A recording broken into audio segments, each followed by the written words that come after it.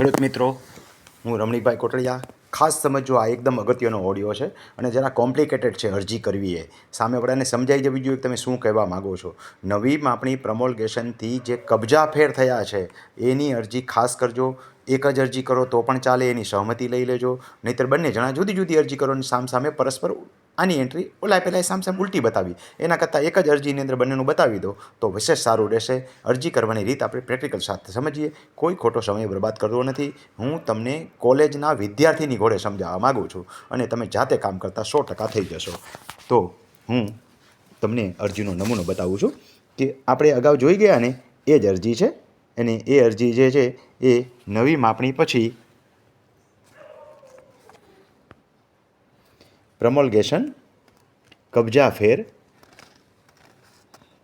ખાસ અગત્યનો છે. કબજા ફેર સુધારા અરજી. અરજદારનું નામ રમણીકભાઈ, સરનામું કોઠારિયા રોડ, નીલકંઠ પાર્ક, રાજકોટ. જે આવતું હોય તે તારીખ અને મોબાઈલ નંબર. અહીંયા 3 રૂપિયાની કોર્ટ ફી સ્ટેમ્પ મારવાનું ભૂલતા નહીં.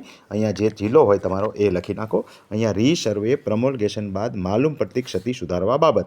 ગામનું નામ કોઠારિયા, ખોખરદર જે હોય એ લખી નાખો. રાજકોટ અને જિલ્લો તમારો તાલુકો જે લાગતો હોય એ લખી નાખો.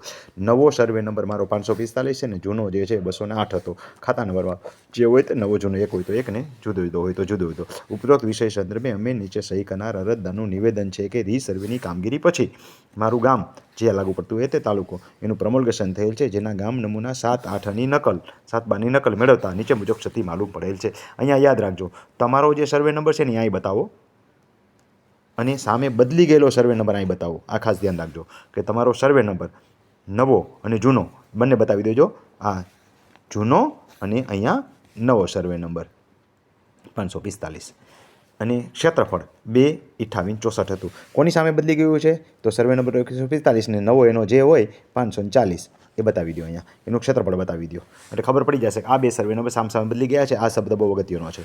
હવે નીચે બ્રીફ પણ થોડી લખી નાખો. અમારી જમીન સર્વે નંબર એમાં જૂનો જ બતાવો. જૂનો તમારો જે હોય ને એ જ બતાવો એટલે ખોટું કન્ફ્યુઝન ના થાય. જૂનો સર્વે નંબર હેક્ટર આટલા હતો. એની સામેવાળાનો પણ જૂનો જ બતાવો.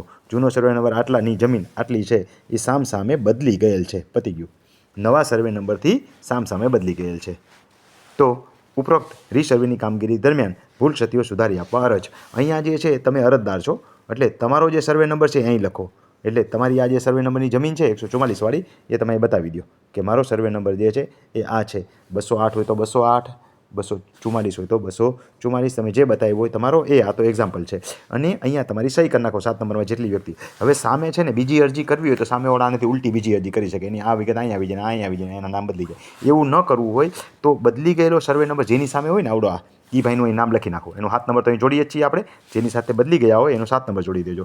અને બંને પક્ષકારની સહી એટલે બદલી ગયેલા સર્વે નંબરવાળાની સહમતિની સહી અહીં જોડી દો એટલે એક જ અરજીથી તમારું બે કામ થઈ જાય. જુદી અરજી આપવી હોય તોય ભલે અને એક જ અરજીમાં તમે આ રીતે મેન્શન કરી દો તોય ભલે. યાદ રાખજો, ઓસી કરાવવાનું ભૂલશો નહીં. ઓસી એટલે રિસીવનો સિક્કો.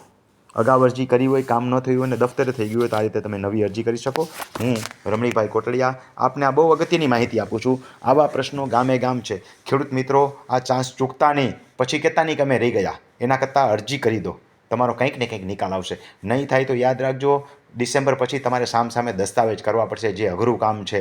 અને એમાં ખેડૂત ખાતેદારી તૂટવાનો પ્રશ્ન પણ ઊભો થશે. એના કરતાં સરકારી થકી થયેલી ભૂલ જે છે સરકારી રાહે સુધરે એના માટેનો ઉત્તમ રસ્તો છે. વગર પૈસાનો છે.